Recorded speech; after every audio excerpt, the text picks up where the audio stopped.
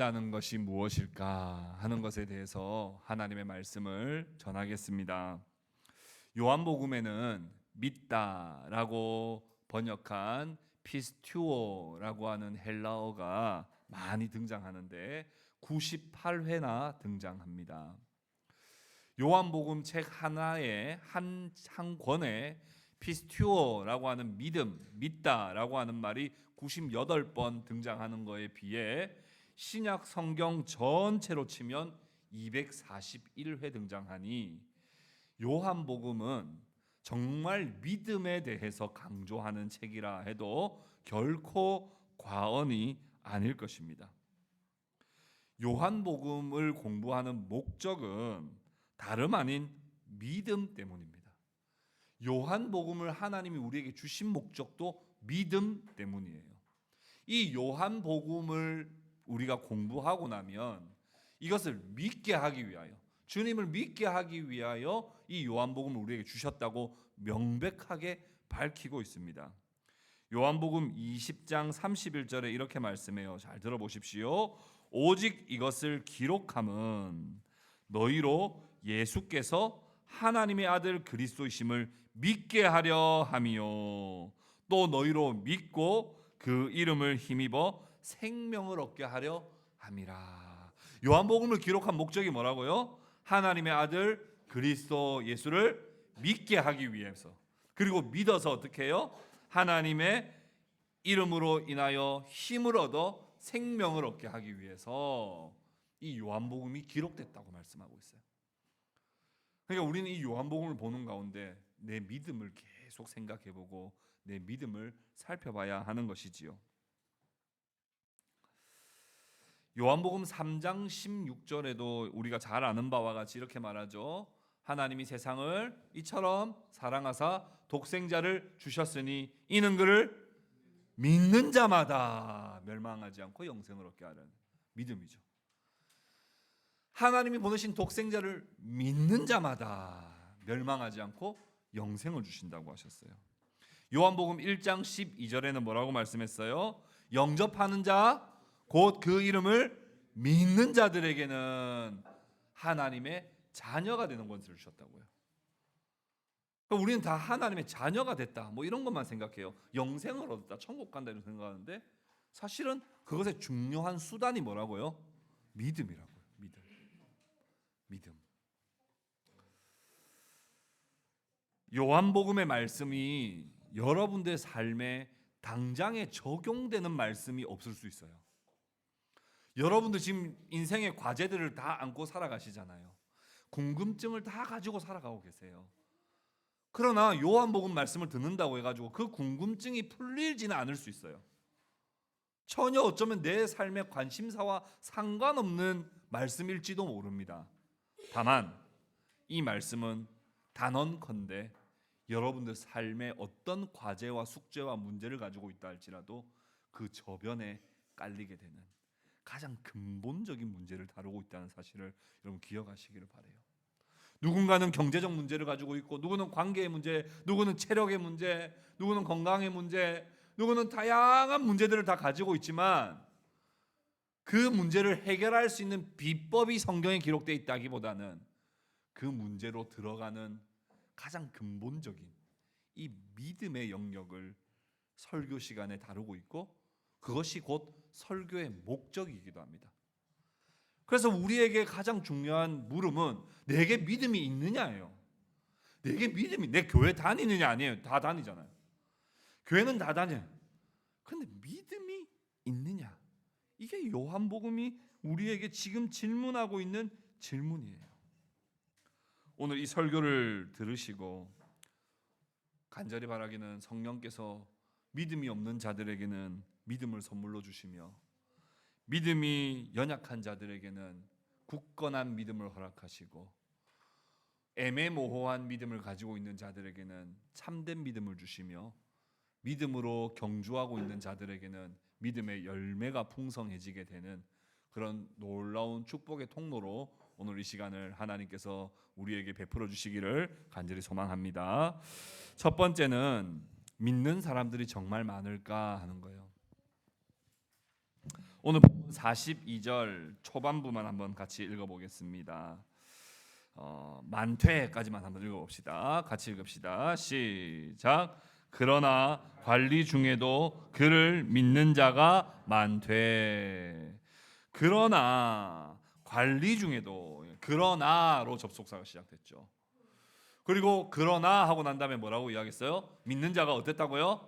많았다 그랬죠. 그러면 그 전에는 어땠다는 말이에요? 적었다라고 분명히 말씀했죠. 37절 볼까요? 37절 이렇게 돼 있죠. 예수님의 사역을 마무리하시면서 뭐라고 평가하셨어요? 이렇게 많은 표적을 그들 앞에서 행하셨으나 그를 믿지 아니하니. 무슨 말이에요? 대부분 안 믿었다는 거예요. 표적을 봤는데 대부분 안 믿었다는 거예요.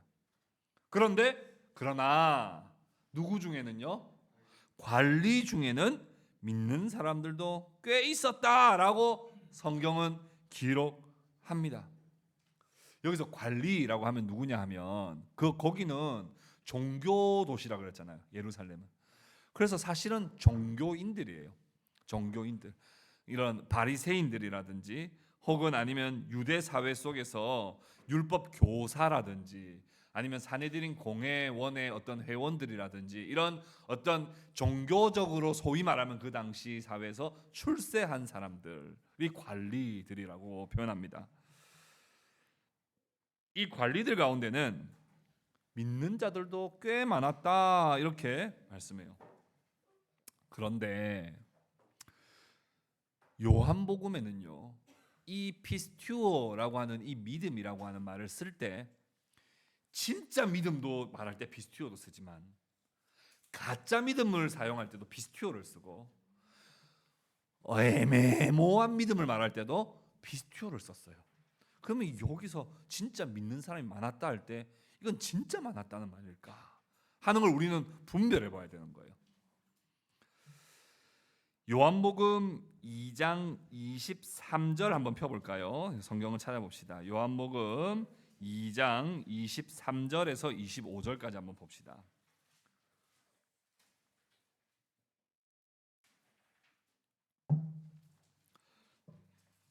요한복음 2장 23절에서 25절입니다.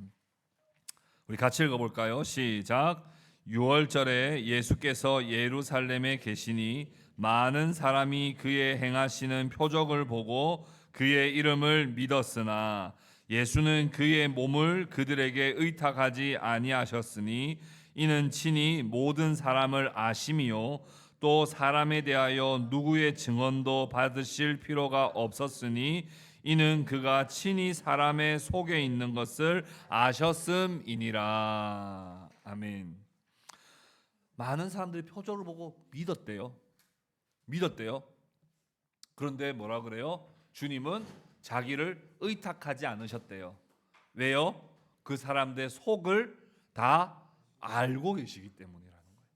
그 말은 믿는 것 같은 형태는 드러났으나 그리고 믿는다고는 하나 사실은 믿음이 없는 자들을 향하여 말씀하신 거예요. 요한복음 6장을 한번 펴봅시다. 요한복음 6장. 요한복음 조금만 몇 장 넘겨서 요한복음 6장 66절부터 71절까지 한번 읽어봅시다. 66절부터 71절까지요. 시작. 그때부터 그의 제자 중에서 많은 사람이 떠나가고 다시 그와 함께 다니지 아니하더라. 예수께서 12 제자에게 이르시되 너희도 가려느냐? 시몬 베드로가 대답하되 주여 영생의 말씀이 주께 있사오니 우리가 누구에게로 가오리까? 우리가 주는 하나님의 거룩하신 자이신 줄 믿고 알았사옵나이다. 예수께서 대답하시되 내가 너희 12를 택하지 아니하였느냐? 그러나 너희 중의 한 사람은 마귀니라 하시니 이 말씀은 가룟 시몬의 아들 유다를 가리키심이라. 그는 12 중의 하나로 예수를 팔 자러라. 66절에는 이렇게 돼 있죠. 제자 중에 이랬어요. 제자 중에 어떻게 해요? 많은 사람들이 떠나왔다고요. 그럼 제자는 누구예요? 누가 제자예요? 예수님을 믿는 자들이요. 예수님을 따르는 자들입니다. 근데 그들 중에도 많은 사람들이 어떻게 해요? 떠났다고요. 이제 거의 12제자만 남았어요. 그래서 12제자들 보고 너희도 떠나려고 하느냐 했더니 영생의 말씀이 주님께 있는데 우리가 누구에게로 가겠습니까? 라고 했는데 주님이 또 놀랍게도 무슨 말씀하세요? 아니야, 너희 중에 나를 팔자가 또 있다는 거예요. 핵심 제자들을 불러, 전 큰 무리의 제자들 가운데도 많이 떠났지만 핵심 제자들 중에도 또 날 배신할 자들이 또 있다라고 주님은 말씀하신다는 거예요. 예수님의 제자로 자처하여 따라다닌다 할지라도, 예수님이 말씀하시는 그곳마다 따라간다 할지라도, 예수님이 이적 행하시는 그곳에 항상 보고 있다 할지라도 주님을 믿지 않는 자들이 많이 있었다는 거예요. 그러면 예수님은 무엇으로 믿음이 있느냐 없느냐를 판단하셨을까요? 어떤 행동, 예배의식에 참여한 어떤 그것으로 믿음이 있다 없다 판단하시지 아니하시고 무엇으로 믿음이 있느냐 없느냐를 판단하셨느냐 하면 몇 장만 더 넘겨서 요한복음 8장으로 가봅시다. 이 요한복음은 정말 믿음에 대해서 잘 알려주는 거예요. 요한복음 8장 31절 32절입니다. 요한복음 8장 31절 32절 같이 읽어봅시다. 시작. 그러므로 예수께서 자기를 믿은 유대인들에게 이르시되 너희가 내 말에 거하면 참으로 내 제자가 되고 진리를 알지니 진리가 너희를 자유롭게 하리라. 예수께서 자기를 믿은 유대인들에게, 이미 믿고 있다고 말하는 유대인들에게 말할 때 너희들 다 나 믿는 거 아니야. 너희들 나 믿는다고 하는데 너희들 다 나 믿는 거 아니야. 참 제자가 따로 있어. 참된 신자가 있어. 참된 성도가 있어. 누구라는 거예요? 너희가 내 말에 거하면 이라고 돼 있어요. 너희가 내 말에 거하면, 이게 핵심입니다. 내 말에 거하지 않는 자가 나를 믿는다, 그 거짓말이라는 거예요.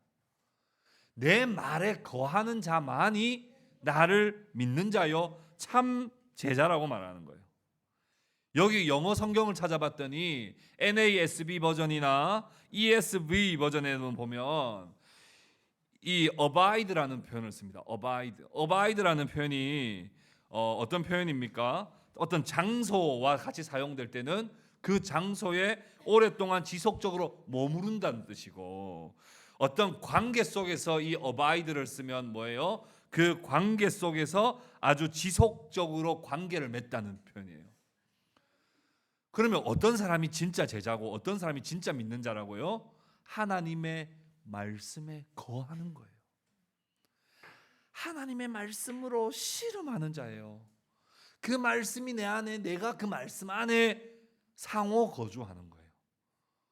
그래서 툭 치면 말씀이 튀어나오는 거예요. 왜요? 내가 그 말씀 안에 거하고 있거든요. 말씀 안에 거하고 있거든요. 그러니까 그 말씀이 나를 살게 하는 거예요. 아까 우리 지우가 그랬어요. 나는 우리 하나님이 내가 너를 지켜주리라 하는 말씀을 붙들고 있대요. 그러면 그 말씀 안에 내가 이 abide 하는 거예요. 그러면 내가 위기의 상황이 닥쳐왔을 때, 어려운 상황이 닥쳐왔을 때, 가난의 상황, 궁핍의 상황이 닥쳐왔을 때 이 말씀이 튀어나오는 거예요. 나에게 작용하는 거예요. 맞아, 하나님이 날 지켜주시지.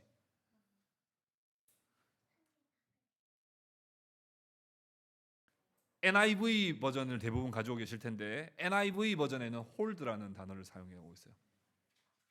그러니까 그 관계 속에서 딱 달라붙어 가지고 있다는 거예요. 누구와요? 말씀과요. 말씀과요. 여러분, 교회를 100년 다녀도 내 안에 말씀이 없고, 교회를 내가 1000년을 다녀도 내 안에 말씀이 없고 말씀이 나를 이끌어가지 않으면 난 사실상 믿는 거라시라고 하기 어려울 수 있다는 거예요. 주님이 참 제자가 아니라고 말씀하시는 거예요.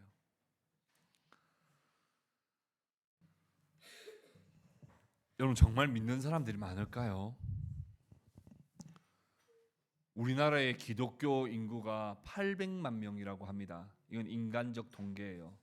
예배 출석 수입니다. 교인 등록 수가 800만 명이라 그래요.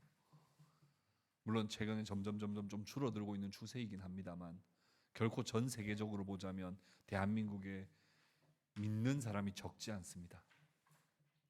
그러나 말씀에 거하는 사람은 얼마나 될까요?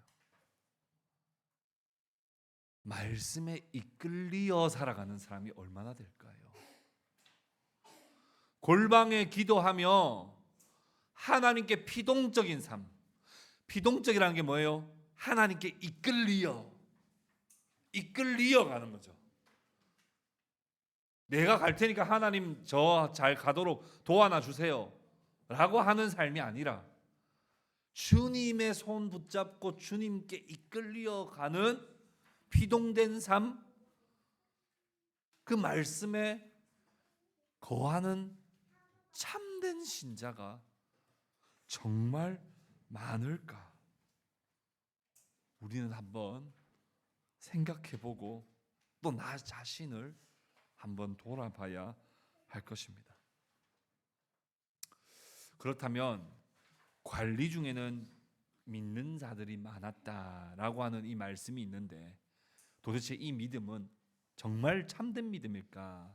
아니면 좀 연약한 믿음일까? 아니면 가짜 믿음일까? 우리가 함부로 판단할 수는 없으나 성경이 뭐라고 말하는지를 우리가 같이 한번 좀 살펴봅시다. 두 번째, 참된 믿음이란 무엇인가 하는 거예요. 참된 믿음이란 무엇인가? 우리 42절 뒷부분 같이 한번 읽어볼까요? 요한복음 12장 42절 우리 뒷부분 우리 바리새인들부터 같이 읽겠습니다. 시작. 바리새인들 때문에 드러나게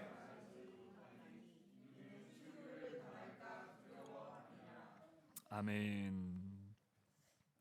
관리들 중에는 믿는 자들이 많았다고는 하나 그들을 표현할 때 어떻게 표현하냐면 바리새인들 때문에 드러나게 말하지 못하고, 왜 말하지 못했느냐 하면 말했다가는 유대교에서 출교당할까 봐 그걸 두려워해서 말하지 못하는데 믿는 사람들이 많았다는 거예요.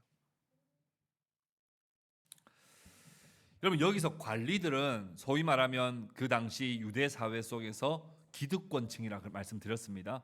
소위 말하면 출세한 사람들이에요. 여러분, 출세한 사람들이 믿기 쉬울까요? 다 출세 아직 못 하셔가지고 잘 모르겠죠. 출세한 사람들은 어떤 함정이 있어요? 그만큼 잃을 게 많죠. 출세한 사람들일수록 잃을 게 많아요. 여러분, 부자일수록 그거 없어질까봐 여러분 걱정 안 하잖아요. 없으니까 없어지 누가 훔쳐가면 어떡하 이런 걱정 안 하잖아요.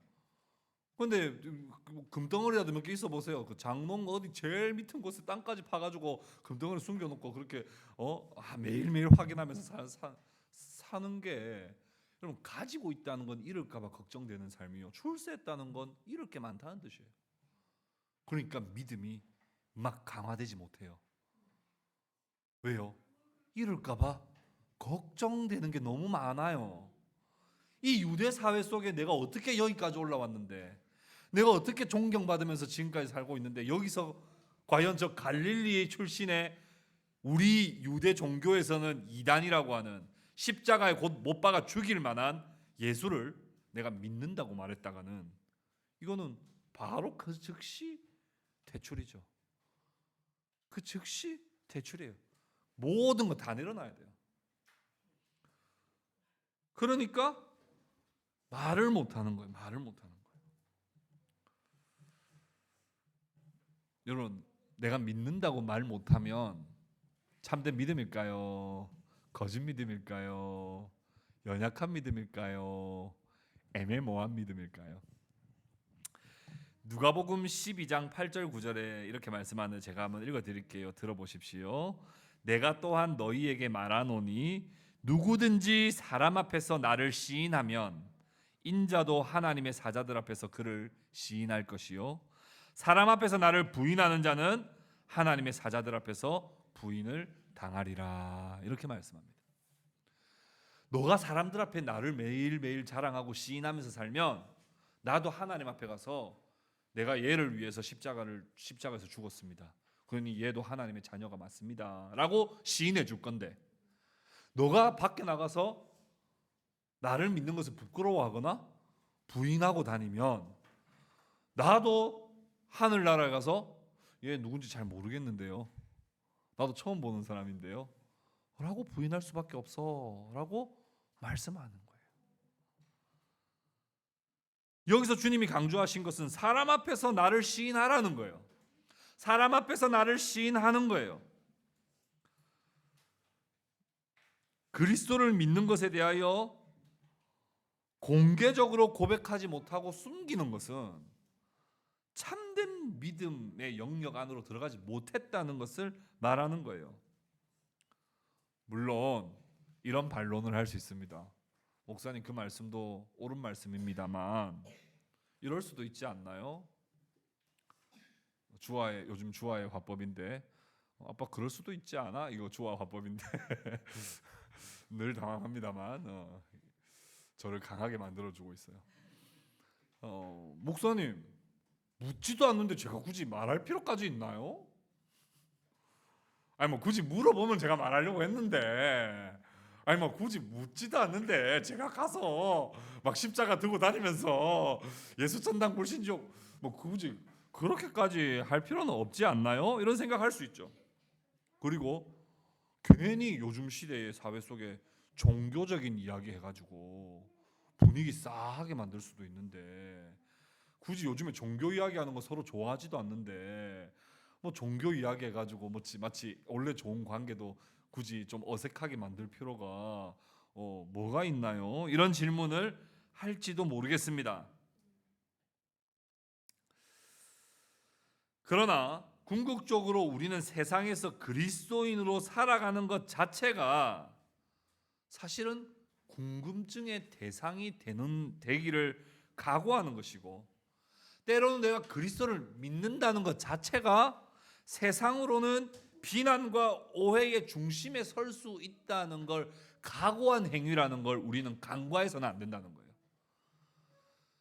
예수를 믿는다는 것 자체를 가지고 칭찬받을 생각은 절대로 할 수 없고요.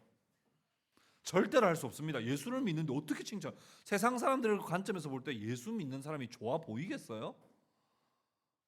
안 좋아 보이잖아요. 그거는 시대 역사 속에서 좋아 보였던 적은 한 번도 없습니다.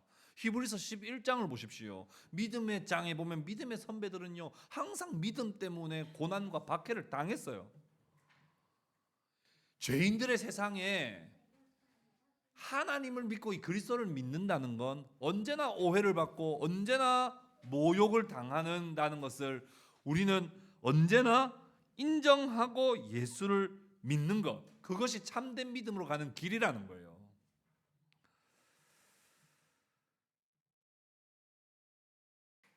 당시 관리들은 그들이 잃게 될 것을 염려했습니다. 바리새인들이 유대교에서 출교시켜서 유대 사회 속에 매우 불합리하게, 매우 불편하게 살 것을 극도로 두려워했습니다. 그러나 그리스도를 믿는다는 건 그에 대한 대가를 지불한다는 것을 전제하고 있다는 것을 여러분 꼭 기억하시고 믿으시기를 바라요. 누가복음 14장 28절에는 이렇게 말씀합니다. 너희 중에 누가 망대를 세우고자 할진대 자기의 가진 것이 족하여 그 비용을 능히 감당하는지 먼저 앉아 계산하지 아니하겠느냐. 이렇게 말씀합니다. 무슨 말이에요? 집 짓는데 집 지을 때 돈이 5억 들어간다 10억 들어간다 계산도 안 하고 그냥 나 집 지어야지 하고 그냥 집 짓다가는 어떻게 되는 거예요? 파산 나거나 중도에 다 그냥 집 짓다가 다 실패하는 거죠. 그리스도를 믿을 때 내가 받을 대가, 고난을 생각하지 않고 믿는 건 그건 참된 믿음이 맞느냐 하는 걸 점검해 봐야 되는 거예요. 그들은 믿는다고는 했어요. 왠지 저분이 진짜 메시아일 것 같은데 라고 했는데 뭘 생각하지 못했던 거예요? 저분을 믿는 것에 대한 대가는 두려워하고 있는 거죠. 그렇다면 그게 진짜 믿는 것일까? 여러분, 결혼하는 이제 그 연애하는 사람들이 결혼할 때 뭘 생각해야 되는 거예요? 결혼을 하면 어떻게 한다는 거 생각해야 돼요? 뭘 생각해야 됩니까? 그냥 사랑하면 결혼하면 됩니까? 아닙니다. 절대 아닙니다. 사랑하면 결혼하는 거 아닙니다. 우리 둘이 그냥 어디 아무도 없는 세상 가서 살자. 그 말도 안 되는 이야기 하면 안 돼요. 남자와 여자가 결혼한다는 건 뭐냐면 그냥 사랑해서 하는 게 아니라 그 사람의 아픔도, 그 사람의 상처도, 그 사람이 해야 할 고민도 내가 함께 하고 함께 짐을 지고 함께 돕고 섬기겠다는 것에서 결혼에 참된 의미가 있는 것이지, 사랑하니까 한다, 그거 제대로 된 결혼 아닙니다. 제대로 된 결혼 아니에요. 믿음도 마찬가지입니다. 그냥 계신 것 같아서 믿는다, 뭐 어릴 때부터 교회 다녀서 믿는다, 아니에요. 믿음이라고 하는 건 그리스도를 믿는 것에 대해 받는 은혜가 너무 크지만 동시에 내가 받아야 할 그 대가를 같이 내가 짊어지고 헌신하겠다고 하는 그 고난을 나도 달게 받겠다고 하는 그 고백 속에서 믿음이 참된 것이지, 그냥 주님 사랑해요, 내가 주를 위해 살게요, 수련회 때 갑자기 손들고 찬양했다고 해가지고 내가 주를 믿는다고 하는 건 그건 참된 믿음으로 나아가지 못한다는 거예요. 주님이 분명히 말씀하셨죠. 누가복음 9장 23절에 뭐라고 말씀하셨어요? 누구든지 나를 따라오려거든 뭐부터 하라고요? 자기를 부인하고, 그 다음 뭐라고요? 자기 십자가를 짊어지고 나를 따를 것이니라. 주님을 따르는 삶의 중요한 건 뭐냐면 먼저 내가 부인되어야 되고, 부인돼야 되고, 그리고 주님의 십자가 내가 질 수는 없어요. 주님의 십자가는 누가 지시는 거예요? 주님이 지시는 거예요. 근데 내게 주신 십자가 있어 없어요? 있다니까요. 그거 내팽개치고 그냥 주와 같이 길 가는 거 즐거운 일 아닌가? 그거 아니에요. 내 십자가 짊어지고 주와 같이 길 가는 거 즐거운 일 아닌가 하는 것이지, 내 십자가가 내 십자가 어디 갔냐? 그거 아니라고요. 오늘날 많은 사람들이 그리스도를 믿는다고 말하면서 자기 십자가를 내팽개치고 믿으려 하는 사람들이 많습니다. 주님을 참되게 따르는 것이 아니지요. 물론 저는 이 가능성은 열어두고 싶습니다. 관리들 중에 많은 사람들이 믿으니라고 할 때 그들을 싸그리 가짜 믿음이었다, 거짓 믿음이었다 이렇게 말하고 싶지는 않습니다. 아마 제가 초두에 말씀드렸던 것처럼, 서두에 말씀드렸던 것처럼 연약한 믿음일 수도 있습니다. 우리 가운데 아직까지 시인하지 못하는 자들이 있어요. 우리 가운데 아직까지 주를 위해 받는 고난이 두려운 자들이 우리 가운데 있습니다. 주를 믿었을 때 당하는 불이익이 걱정되는 사람들이 우리 가운데 있어요. 그 믿음은 다 가짜 믿음이라고 말하고 싶지 않습니다. 어쩌면 아직까지 연약한 믿음일 수 있습니다. 그 연약한 믿음에는 성령께서 부디 그 은혜를 자라게 하셔서 그 믿음이 자라게 되기를 축복합니다.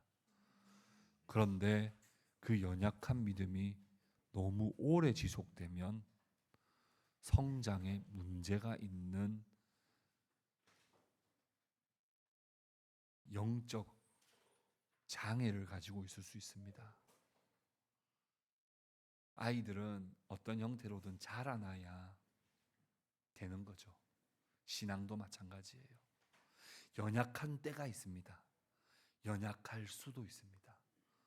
그러나 연약한 채로 계속 있다는 건 그건 영적으로 뭔가 분명히 디스오더가 있다는 뜻이에요. 그건 바람직하지 않습니다. 어린아이가 분유를 먹다가 시기가 되면 이유식을 먹어야 돼요. 이유식만 먹을 수 없어요.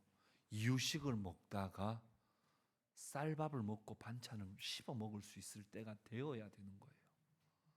근데 오늘날 우리들이 여전히 엄마가 타주는 분유만 먹어야 하는 신앙에 수년간 머물러 있다면 그건 분명 영적으로 정밀 검진을 받아서 우리가 어디서부터 이렇게 정체되어 있었나, 왜 나는 이렇게 정체되어 있나를 치료받고 우리가 그것에 대한 바른 길을 찾아내야 하는 것이죠. 여러분, 믿음이라는 걸 관념적이고 추상적인 것으로 만들어 버리지 마십시오. 믿음은 실제적인 거예요. 믿음은 분명 인격적이고 경험적인 겁니다. 아까 지우가 나는 하나님이 지켜주심을 믿습니다라고 할 때 이건 관념이 아니에요. 추상이 아닙니다. 이건 실제예요. 그리고 경험입니다. 하나님이 날 지켜주시더라. 지금도 지켜주신다. 그래서 내가 안전하다. 그래서 난 하나님을 찬양한다 라고 하는 이 믿음이 실제가 돼야 되고 경험이 돼야 되고 우리와 인격적인 것이 되어야 되는데, 그걸 어떤 한 추상적인 관념으로 만들어버린 건 그건 정말 불신앙의 형태가 될 것입니다. 여러분, 말씀을 묵상하실 때 그 말씀에 정말 거하십시오.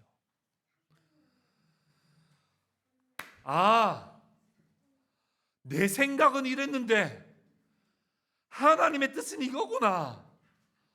내가 그동안 잘못 생각했구나. 이렇게 살아야 되겠다. 이게 매일매일 터져 나와야 돼요.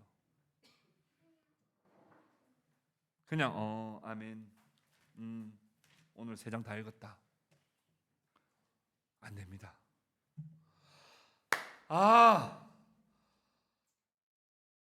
내가 왜 이 문제가 해결이 안 되는데 왜 교회는 이렇게 약한 사람들이 많을까? 왜 이렇게 교회 보면 좀 든든한 사람이 없고 왜 이렇게 맨날 넘어지고 맨날 뭐 실족하고 맨날 이렇게 상처받는 사람들이 많을까? 생각했더니 로마서 14장을 읽는데 교회는 믿음이 강한 자가 믿음이 연약한 자의 짐을 짊어지는 것으로 그리스도의 법이 성취되는 거였구나. 내가 연약한 자의 짐을 짊어지는 것이 하나님의 뜻이구나. 그거였네. 나는 왜 이 집사님 왜 이렇게 믿음이 없나? 저 목사님 왜 맨날 저렇게 믿음이 없나? 맨날 그것 때문에 시험 들었는데 그게 아니었네. 하고 매일매일 무릎을 쳐야 되는 거예요. 여기에서 말씀의 거함, 이 어바이드와 홀드가 있는 거예요. 그때 믿음은 실제적으로 우리의 삶에 나타납니다. 하나님이 언약의 자손들을 지켜주시리라고 하는 말씀을 읽었을 때 나는 엄마로서 왜 맨날 우리 아이들이 잘 못 자랄까 걱정했을까? 하나님이 지켜주신다고 분명히 여기 신명기에 말씀하고 있는데 이걸 믿어야 된다니까요. 그래야 실제적이고 경험적으로 나타난다니까요. 그냥 하나님이 그냥 우리 가족 지켜주신다, 어떤 추상, 어떤 관념 떠돌아다니는 그냥 어떤 나의 심리적인 어떤 그냥 명언이 아니라고요.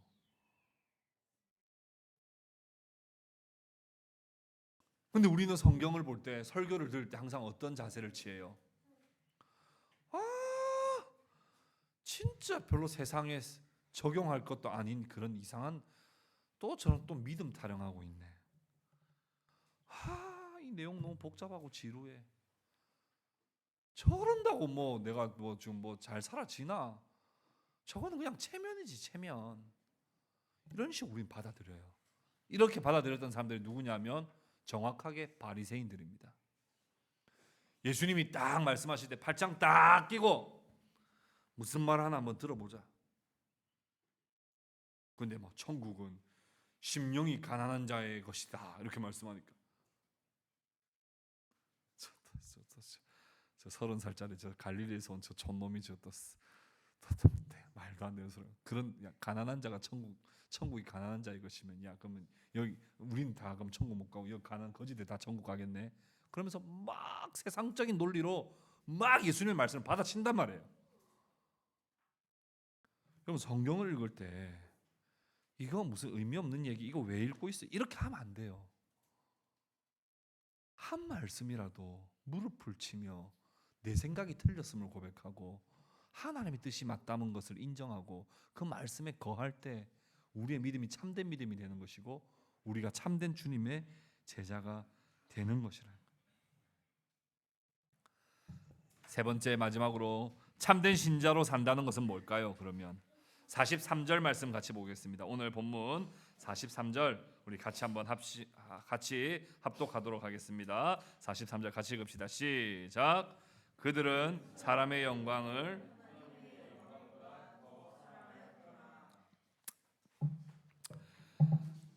그들이 사랑했던 건 하나님의 영광이 아니라 사람의 영광이었어요. 물론 이마저도 거짓 믿음에 가깝습니다. 그러나 연약한 믿음도 있을 수 있다는 걸 인정합니다. 그리고 성령께서 그 연약한 믿음에는 분명 믿음을 자라게 해주시기를 바랍니다. 여기에 사람의 영광이라고 번역했고 하나님의 영광이라고 번역했습니다만 영어 성경에는 뭐라고 번역했냐면 praise라고 번역했어요. praise. approval이라고 번역했어요. 칭찬과 인정이죠. 믿음이 연약한 자들의 특징, 아니 믿음이 가짜 믿음인 자들의 특징은 어김없이 어디에서 드러나냐면 하나님의 칭찬과 인정을 위해서 살지 않고 사람의 칭찬과 인정을 더 사랑한다는 거예요. 주님이 기억하시면 족하리. 예수님 사랑으로 가득 찬 모습, 천사도 흠모하는 아름다운 그 모습, 천국에서 해같이 빛나리. 주님이 기억하시면 족하다는 마음이 아니라 사람들도 기억해주고 알아줬으면 하는 마음으로, 아니 그게 비율이 점점 커지고 이게 낮아질수록 우리의 믿음은 가짜 믿음일 가능성이 높다는 거예요. 진짜 믿음을 가진 사람은 어떻습니까? 하나님 앞에서 사는 거죠. 제가 지난 3주 동안 마태복음 6장을 가지고 하나님 앞에서 사람들 앞에 보이려고 하는 것이 아니고 하나님 앞에서 산다는 것이 뭔지에 대해서 말씀을 드렸어요. 대표적으로 3가지가 있었죠. 구제, 기도, 금식. 이건 정말 하나님이 기뻐하시는 거예요. 근데 뭐가 문제예요? 이거를 누구 앞에서 하지 아니하고요? 하나님 앞에서 하지 아니하고 사람들에게 보이려고 하더라는 거예요. 이거 하나님 믿음으로 받아주시지 않는 거예요. 하나님의 상을 바라는 사람만이 참으로 하나님을 믿는 사람이죠. 오늘도 이 시간에 목사님 앞에 앉아 계시는 여러분들이 아니라 오늘도 목사 뒤에서 여러분들에게 말씀하시며 여러분들에게 찾아오시는 하나님 앞에서 예배하는 예배를 받으시는 거지. 목사님이 저렇게 목이 터져라고 설교하고 있으니까 조금 그래도 집중해서 들어줘야지, 이 마음으로는 절대로 하나님을 기쁘시게 할 수가 없다고요. 히브리서 11장 6절에 믿음이 없이는 하나님을 기쁘시게 하지 못한다 말씀했어요. 믿음으로만 하나님을 기쁘시게 할 수 있어요. 아무리 천사의 말을 한다 해도, 아무리 금식한다 해도, 아무리 구제를 한다 해도 믿음 없이 하는 건 하나님 기쁨 받지 않습니다. 믿음으로 하는 것만이 하나님께 기쁨이 되는 거예요. 그런데 무엇을 믿어요? 하나님이 계신 것과 그가 자기를 찾는 자들에게 반드시 상 주시는 분이심을 믿고 살아갈 때, 하나님이 계신 것, 하나님 분명히 살아계시다는 것과 그리고 내 모든 삶을 다 보시고 내 마음과 생각마저도 아시고 그것을 향하여 상 주시는 분이시라는 걸 믿는 사람, 그 믿음으로만 살아갈 때 하나님이 기뻐하신다는 거예요. 그 믿음이 있으면 어떻게 됩니까? 어떤 환난도 이겨낼 수 있어요. 그 믿음이 있으면요, 사람들이 아무도 안 알아줘도 감사로 살아갈 수 있습니다. 여기서 사람의 영광, 하나님의 영광이라고 할 때 이 영광이라고 하는 헬라어 독산이라고 하는 말은 어디에서도 나오냐면 이사야가 주께서 높은 보좌에 앉으셨는데 그 영광을 봤다는 이야기 말씀을 드렸습니다. 그런데 예수님이 그때 하나님 뭐라고 말씀하셨어요? 네가 나가서 내 말을 전하더라도 그들이 들을 것이다, 안 들을 것이다? 안 들을 것이다. 고난이 벌써 이미 예정돼 있죠. 그런데 이사야는 기쁨으로 나갔어요, 안 나갔어요? 나갔어요. 왜요? 그는 뭘 봤어요? 하나님의 영광을 봤거든요. 모세가요, 광야 40년 동안 200만의 성도라고 합시다. 성도들 중에 말 잘 듣는 사람만 있었어요? 말 안 듣는 사람만 있었어요? 말 잘 듣는 사람도 있고 안 듣는 사람도 있었어요? 거의 98%예요. 40년 동안요. 저는 그거 못합니다. 근데 모세는 어떻게 할 수 있었어요? 모세 성격 좋은 사람이에요? 아닙니다. 조금 그 욱하면 사람 죽이고 이렇게 막 잡아 던지고 이렇게 하는 사람이에요, 원래 모세가. 근데 모세가 어떻게 할 수 있었어요? 떨기나무 가운데 현현하신, 나타나신 하나님의 영광을 봤거든요. 그러니까 40년 광야 생활도 이겨내는 거예요. 하나님을 영광을 본 사람은 이겨낼 수 있어요. 저도 어떻게 하면 이겨낼 수 있어요? 하나님의 영광을 보면 이겨낼 수 있는데 제 인품으로는 절대 못 이깁니다. 하나님 영광을 봐요. 여러분들도 마찬가지예요. 여러분들도 인품으로는 살 수 없어요. 하나님의 영광을 사랑하여 영광을 보는 자만이 믿음의 길을 걸어갈 수 있는 거예요.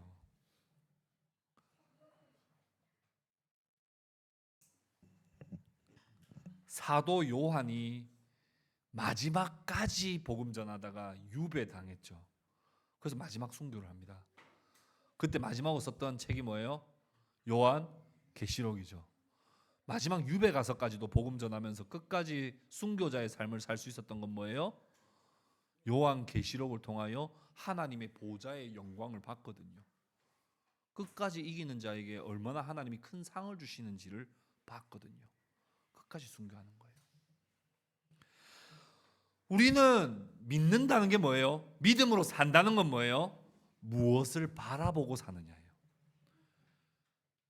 여러분 맨날 주식 그래프만 맨날 보고 살아보세요. 어떻게 사는지. 여러분 주식 그래프 보고 살잖아요.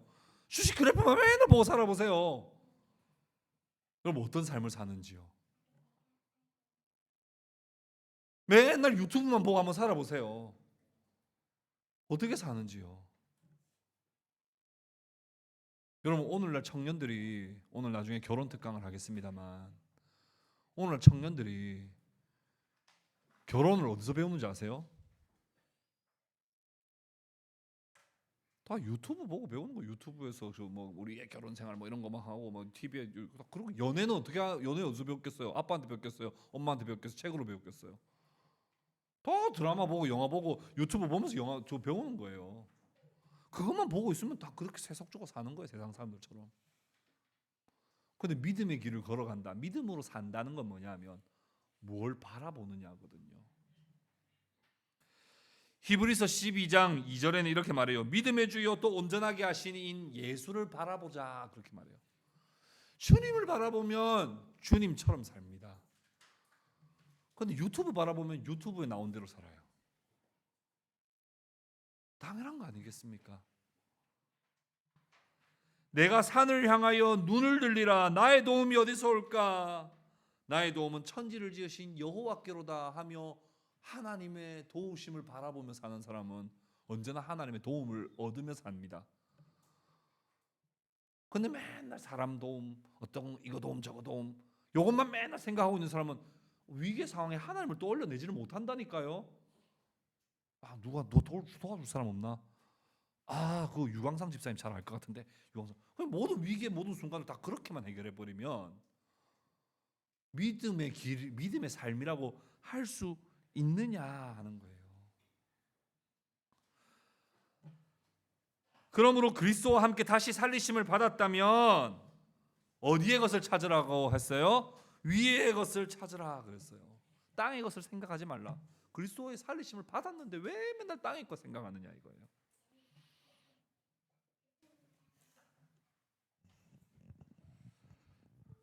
사도행전 16장에 보면 바울과 실라가 복음을 전하다가 감옥에 갇힙니다. 근데 바울과 실라가 신기하게도 감옥에 갇혔어요. 억울하게. 그리고 내일 죽을 수도 있습니다. 근데 바울과 실라가 뭘 합니까? 찬양과 기도를 합니다. 여러분 감옥에 가서 찬양하실 분 계세요? 혹시 감옥에 어떻게 억울하게 갔어? 바울과 실라가 찬양을 한다고요. 왜요? 나 잘못한 것도 없는데 왔으니까 더 찬양해줘. 잘못한 게 있으면 왔으면 그냥 회개기도 했겠지만 잘못한 것도 없는데 내가 끌려왔어. 너무 감사하죠. 왜요? 주님의 고난에 동참할 수 있어서 감사하고 하나님이 지금 나를 통해서 뭘 인도하실까를 기대하다 보니까 감사하고 순교하면 더 감사하고 막 찬양하는 거예요. 그거 주변 사람들이 봤을까요? 안 봤을까요? 봤습니다. 특히 누가 봤을까요? 간수가 봤죠. 야 조용히 안 해? 이 말이야 이 지금 감옥에 와가지고 지금 만시야 이렇게 했단 말이에요 간수들이. 근데 찬양하고 기도하는 가운데 어떤 일이 일어나요? 지진이 나고 옥문이 열려버립니다. 그러니까 모든 제수들이 다 도망갔어요. 간수가 무슨 고민에 빠져요? 죄인들을 지키는 게 내 일인데 다 도망갔으니 나는 이제 죽었다. 그때 갑자기 죽지 마시오 하며 나타난 사람이 있었으니 감옥에 와서 찬양하던 인간들이에요. 바울과 실라가 뭐라고 말했습니까? 주 예수를 믿으라 그래요. 아니 주 예수를 믿으면 내가 안 죽습니까? 주 예수를 믿으면 죄인들이 다시 돌아옵니까? 이렇게 뒷걸음질 쳐가지고 다시 그 비디오 감듯이 다시 돌아옵니까? 아니잖아요. 근데 왜 주 예수를 믿으라 하는 말을 듣고 위로를 얻고 예수를 믿었을까요? 그게 신기했거든요. 바울과 실라는 뭔데 쟤들은 제수의 신분으로 와가지고 찬양을 하지? 안 그래도 궁금했는데 그 답을 이들이 하는 말로 듣게 된 거예요. 예수를 진짜 믿으면 그게 내가 감옥에 있든 설령 어떤 위기의 순간에 빠지게 되든 자유하고 평안하고 기뻐할 수 있구나 라고 하는 그 놀라운 비결을 알게 되자 그가 바로 온 가족이 예수를 믿고 구원받는 일들이 일어났어요. 그 뒤에 성경에 이야기하지는 않습니다. 그가 실제로 처벌을 받았는지 처형을 당했는지 아니면 하나님 어떻게 도와주셨는지는 성경에 기록하고 있지 않지만 그 결과를 이야기하는 것이 아니라 그가 믿는 믿음이 그를 진정으로 자유하게 했다는 것을 이야기하는 것이죠. 여러분들께 마지막으로 질문을 드리겠습니다. 여러분 예수님이 곧 오시겠다 말씀하셨어요. 요한계시록 22장에 믿으십니까? 믿으십니까? 어떻게 여러분 그렇게 순수한 사람들이에요? 2000년 동안 약속을 안 지키셨는데 여러분 여러분 약속을 1년만 안 지켜도 우리 안 믿는데 예수님이 곧 오겠다 했잖아요. 근데 지금 2000년이나 지금 이거 이 정도면 약속 안 지킨 겁니까? 거짓말한 겁니까? 사기입니까? 이거 이 정도면은 안 믿는 게 정상 아니에요? 다시 물어볼게요. 여러분 진짜 예수님이 곧 오심을 믿으십니까? 그 여러분 만약에 진짜 믿으면 아마 여러분 오늘부터 곧 오실 주님 앞에서 살아갈 거예요. 근데 그거 안 믿으면 어떻게 되겠어요? 주님 안 오실 것을 믿는 사람처럼 살겠죠. 여러분 우리 어떻게 살고 있나요? 어떻게 살 것 같나요? 곧 오시리라고 하는 말씀을 아는 게 중요한 게 아니라 그 한 말씀이라도 믿는 게 중요하거든요. 하나님의 법을 따라 신실하게 믿음으로 살면 하나님이 보상해 주심을 여러분들이 정말 믿는다면 이 땅에서 손해 보는 거 걱정하지 않습니다. 왜요? 하나님 다 갚아 주신다잖아요. 다윗이 사울에게 억울하게 죽임 당할 뻔했어요. 그렇지만 다윗은 사울에게 복수하지 않아요. 왜요? 복수는 누구의 것이에요? 영화 제목 갑자기 생각나가지고 나의 것 이렇게 할 뻔했죠. 복수는 나의 것이 아니라 복수는 누구 것이라고요? 하나님 거라니까요. 하나님이 복수해 주신다니까요. 그럼 내가 복수할 필요 있어 없어요? 없죠. 그럼 나는 그저 뭐 하는 거예요? 기도하고 사랑하는 거. 복수는 하나님의 것이다.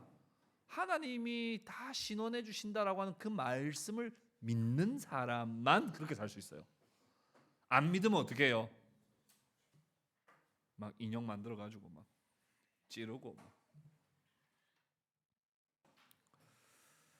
여러분 성경이 진리의 말씀이라는 거 믿으십니까? 그래도 다 솔직하게 말하세요. 성경이 진리의 말씀이라는 거 믿으세요? 근데 왜 이렇게 하루에 15분 내는 것도 그렇게 아까워하세요? 아니 진리가 여기에 들어있는데 진리가 이 안에 있는데 왜 하루에 15분 내는 걸 그렇게 아까워하시냐고요.